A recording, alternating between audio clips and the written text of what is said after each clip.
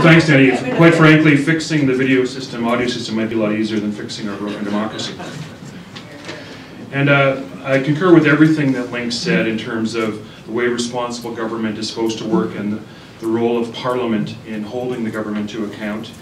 And I'm going to talk about why that's broken down and maybe some of the things that we can do to try to remedy it. So friends and fellow libertarians know three things instinctively. They know that government once was the great protector of their liberty, but is no more, and now is the greatest threat to their liberty. But they know that in order to protect their liberty, they have to do two things.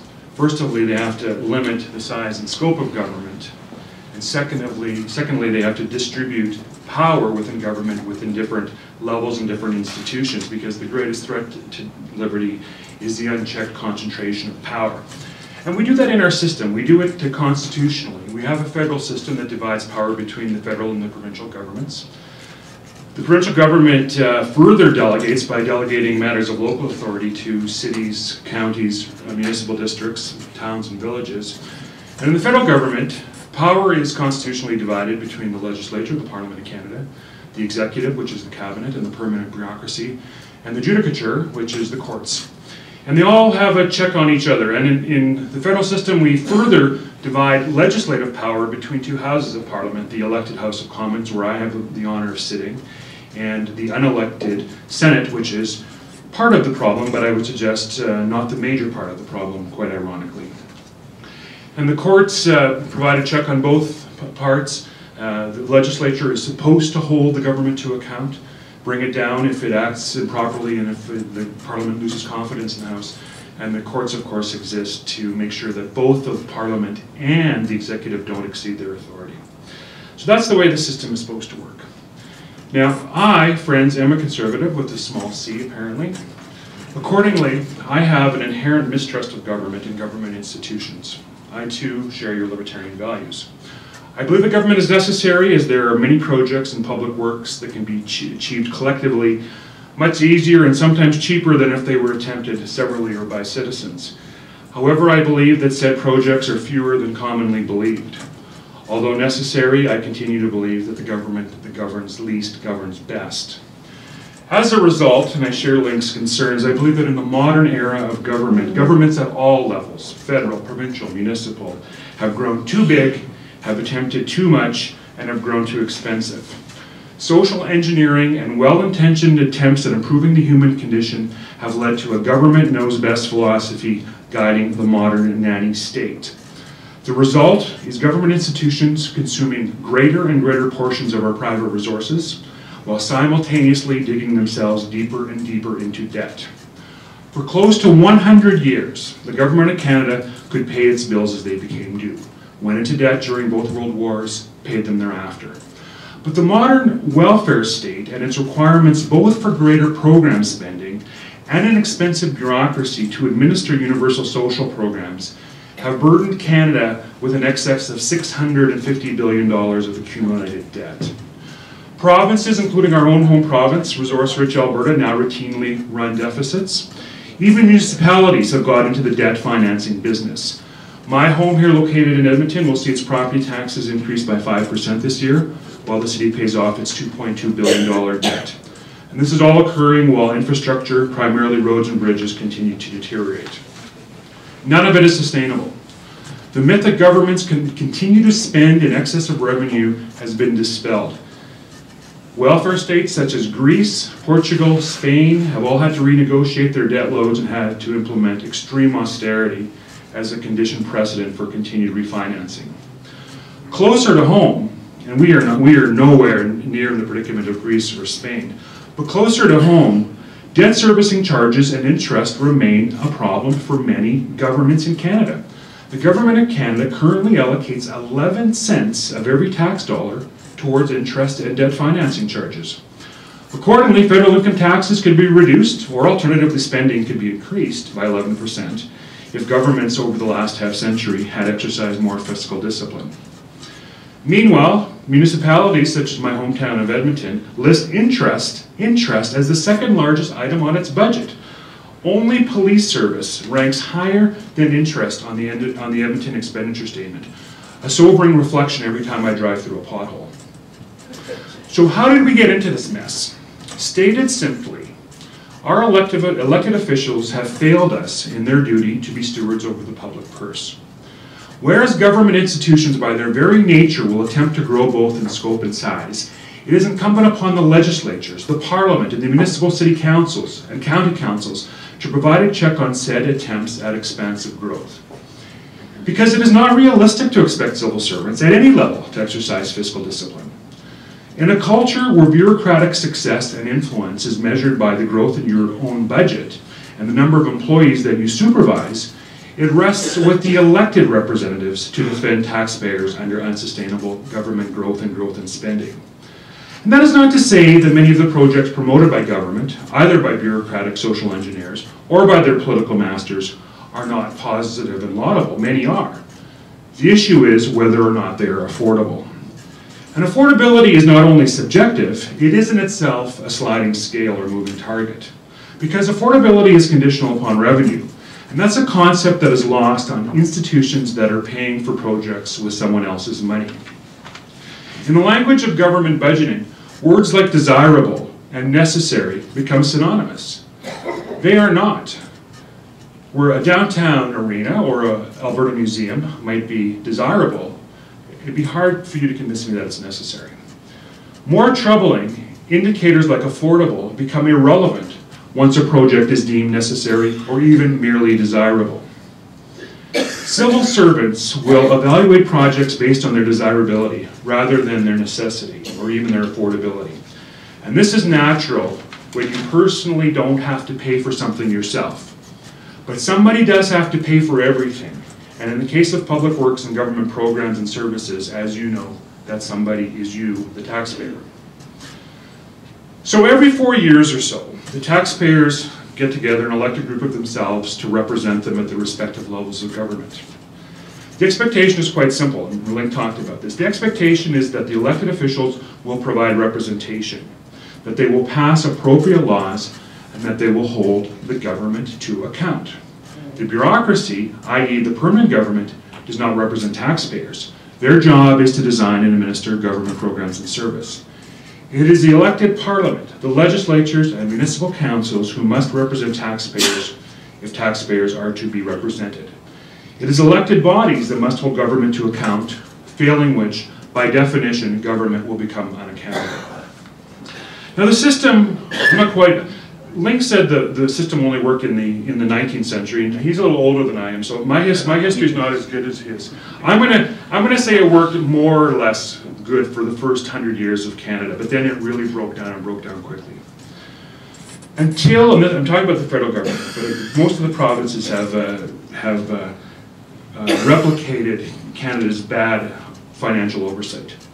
Until the late 1960s, the federal parliament examined the government expenditure estimates, department by department, line by line, program by program. But as the welfare state grew in the 60s and 70s, government grew. And this became an onerous and not apparently a very pleasant task. And in late June, members of parliament would rather not be in hot, humid Ottawa, especially when their kids get out of school. So between 1968 and 1972, the rules changed, and parliament changed, and oversight changed, and deficits grew. Starting in 1968, the task of examining the estimates would be delegated to parliament committees. But by a series of amendments to the standing orders, if the task of examining the estimates was not completed by June 23rd, they would be deemed to be approved anyway. Only 2 departments, 2 ministers of the Crown, would be hauled before the Committee of Supply every year. They'd be picked by the Leader of the Opposition. And they would be examined for no more than 4 hours each. So within 8 hours, the Parliament of Canada now allegedly scrutinizes a $250 billion operation. Parliament has lost completely its important and time-honored function of controlling the purse strings. Parliament came into effect in about 1230 in England after the Magna Carta, when King John was forced to submit his spending requests to a House of Commoners for approval. And if the House of Commons didn't approve his expenditure estimates, he couldn't spend the taxpayers' money. It's a time-honored tradition. It was an important tradition, and it provided financial oversight, and it has been completely destroyed. So your elected representatives, I don't even blame the government, I blame the parliaments, because that power was voluntarily ceded, it wasn't taken. And part of my next comments are going to sound partisan, but they're not. This has been an evolution, and although the current administration, I think, has taken it to new levels in terms of the devolution of parliamentary oversight, that's a natural tendency, and I think every administration from the mid-60s made the system a little bit worse. So I think the system would have devolved as poorly, or in the terrible state that it is, regardless of who's currently occupying Langevin Block and 24 Sussex Drives. It's 24 Sussex Drive. But elected representatives have failed miserably in their constitutional duty to hold government to account. Consolidation of power, first in the cabinet and more recently in the Prime Minister's office, has not only led to a diminished role for Parliament in the budgetary and legislative processes, but it has led to the predictable growth in government size and expense and a cumulative $650 billion debt. Now, compared to other democracies, Canada would be comparatively a well-developed democracy, but we are showing severe signs of democratic weakness. In the last 50 years, power, and I think this is indisputable, power and authority has shifted away from Parliament, first to the cabinet, and then in the 60s and 1970s, as government grew, bigger government, bigger budgets, cabinets grew. And the Prime Minister soon discovered that you can't hold a cabinet meeting with more than 30 people in the room. And I think we all know that. Anybody who's ever been on a board of directors knows that if there's more than 10 or 12 people in the room, the meeting doesn't go very smoothly. So there was a shift in the 1980s and 1990s. The power was even moved from the cabinet to the formation of the cabinet committee system. The cabinet committee systems existed, but now they became all powerful in the 80s and 90s. Treasury Board, Planning and Priority Committees of Cabinet really became where the power was in Ottawa in the 80s and 90s. Now, bureaucrats, political staffers, can attend and participate in cabinet committee meetings, but only privy councillors are allowed in full cabinet. So over time, since bureaucrats could participate in the committee meetings, they became more and more active, more and more influential, and eventually, essentially took over the committee system. And so it was discovered in the 2000s, under the Kretchen administration, that there really was no need to have too much power in these committee systems because the unelected bureaucrats were making all the decisions anyways.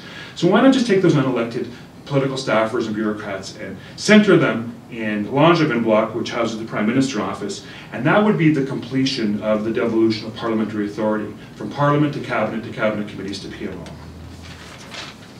Now, why is this threatening to democracy if it isn't self-evident? Because, as Link said, Canadians elect their legislatures. We do not elect our governments. Our Constitutional Convention, which includes the concept of responsible government, mandates that the Governor-General will ask the leader of the party with the most support in Parliament to form a government. But make no mistake, that government is chosen. It is not elected. And that brings us to the present-day conflict between balancing the role of a member of Parliament to represent one's constituents and to hold government to account versus a different role of the member of Parliament, that he or she should serve as a mouthpiece for the government and or the party under whose banner he or she was elected. Parliamentary reformers such as myself and my friend John Williams believe that a member of Parliament should represent their constituents in Ottawa, not represent Ottawa to their constituents. But Canada has developed a party discipline that is unequaled anywhere else in the Westminster democratic world. Accordingly, any straying from approved party messaging is extremely frowned upon by political staffers and operatives, and probably correctly in their assessment jeopardizes the electability or re-electability of that party. I know we have some wild rosers in the room, and I think they will verify that in last election, when some candidates went off message, the wheels came off the campaign. So party operatives insist on strict messaging, but they do so at the peril of government accountability.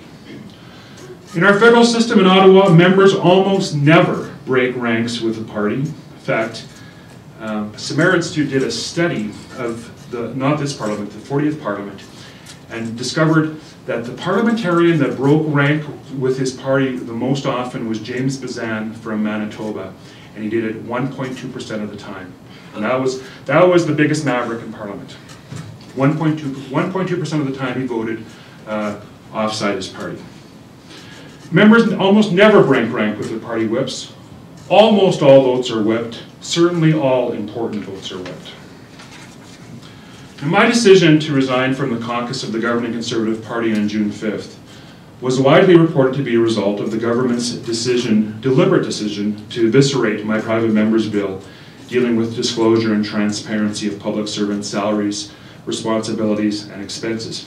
And parenthetically, I just note that today Alberta got a sunshine list with the salary disclosure bar at $100,000, much lower than the 188 which was in my bill. But I digress. Although this is true that the amendments to my bill precipitated my departure from caucus, the gutting was actually more indicative of a general lack of commitment to transparency and open government. And again, I don't mean to be partisan because this trend has been going on for at least 50 years. But values that have brought me into the Conservative family, values such as accountability, transparency, and respect for taxpayers, had all either disappeared from the government of the day's playbook or had been so severely compromised and sacrificed to the altar of electoral expediency as to become completely unrecognizable. At the same time, last spring, the current government was embroiled in several controversies. The most notable was 3 senators that the Prime Minister had appointed, and 1 other who were all under investigation for filing ineligible and possibly fraudulent expense claims. But more scandalous, much more scandalous in my view, was the scandal involving the executive in the form of the then Chief of Staff of the Prime Minister's office, gifting $90,000 to a sitting legislator in an effort to make the scandal go away and salvage the reputation of the government appointment and its key fundraising asset. This action, PMO interfering with the Legislative Committee, a Senate committee, represents an obvious lack of separation between the executive and legislative branches of the Canadian government. And it shocked many Canadians, and it's facilitated RCMP investigations into both the actions of the former Chief of Staff and the Senate. But what Canadians do not appreciate is that inside the Ottawa bubble, that lack of separation happens every day.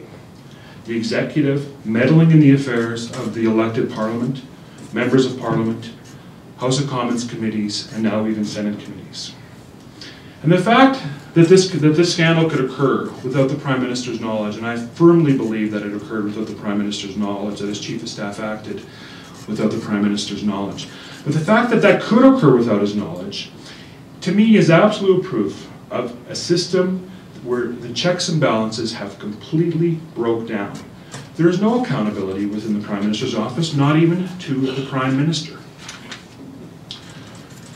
Now, a Prime Minister in Canada may, if he chooses, act with the imperial authority of an American president, but without the system of checks and balances contained in the US Congress. Some have called the Canadian Prime Minister, whose party has a majority of the seats in the House of Commons, a 4-year elected dictatorship. There are few checks on Prime Ministerial power, and certainly none of them exist in the Houses of Parliament. Our caucuses cannot bring down the Prime Minister the way the British Tories defeated Margaret Thatcher, or the way the Australian Labour Party defeated Prime Minister Julie Gillard, and then replaced her with Kevin Rudd, and then reversed their theory on who should be the Prime Minister about a year later. Prime Minister must sign the nomination papers of all potential MPs in order to run. Therefore, the Prime Minister and the leader of every party chooses not only his cabinet, but also his caucus. As a result of these powers, some of which will be addressed by Michael Chong's Reform Act, which I understand Kyle Seebeck was supposed to talk about, so I can answer some questions. I do support the Reform Act. The Reform Act will remedy some of these deficiencies. The bigger problem, though, is that MPs, backbench MPs, aspire to move into cabinet. They aspire to move from the back to the mid to the front benches. Now, cabinet growing, it's now up to 40 members, or 39 members, your chances are actually pretty good. So party discipline is complete, and it rewards loyalty. Loyalists who don't rock the boat, keep your nose clean, keep your head down, read the stupid talking points, and your chances are better than 1 in 3 in getting into cabinet eventually. So the executive, over a generation in Canada, because of the growth of government and because of the lack of Parliament's ability to control it, has grown much too dominant and the Parliament much too weak, some would say even subservient. Sadly, this has evolved to the point that the executive, or the government, regards the legislative branch, or the Parliament, as an inconvenience and frequently without even respect. Prorogations to avoid a confidence vote and to shut down a parliamentary committee investigating Afghan detainee transfers, in addition to 50 time allocation motions or closure motions in a single parliamentary session, is convincing evidence of a government that would prefer to govern by fiat, order in council, and executive order rather than be answerable and accountable to an elected parliament.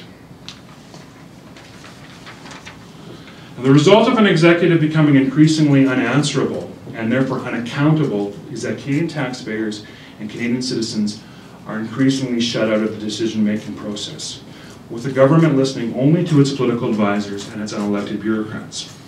Because, as Link told you, and as I'm confirming, we do not elect our Prime Minister, we do not elect our Cabinet Ministers, you only elect your Member of Parliament, and that's your only entry point into the system. And when that Member of Parliament doesn't have the ability or any ability to hold government to account, democracy has been imperiled. So our system, friends, would greatly benefit if the experience and qualifications of Members of Parliament were more strongly emphasized in the policy-making process, and if Members of Parliament paid as much deference to their constituents as they do to their whips. For democracies to work, there has to be a functional system of checks and balances within the system. For responsible government to work, Parliament must serve as an effective check on executive power. I absolutely disagree with the argument that loyalty to government or even to party leader requires that one blindly and without thinking support every detail that the government says or does.